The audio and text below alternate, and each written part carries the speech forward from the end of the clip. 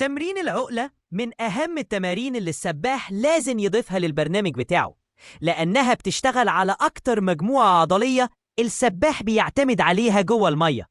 أول حاجة، العقلة بتقوي عضلات الظهر العلوية زي اللاتس والرومبويدز، ودي اللي بتدي السباح القوة في سحبة الدراع بتاعه وتخليه يتحرك أسرع وبمجهود أقل.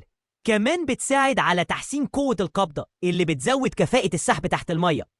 غير كده، العقلة بتعالج مشكلة الانحناء اللي بتحصل من كتر التدريب، وبتفتح الصدر وتحسن وضعية الجسم، وده بيخلي السباح جسمه ستريم لاين أكتر ويقلل مقاومة المية.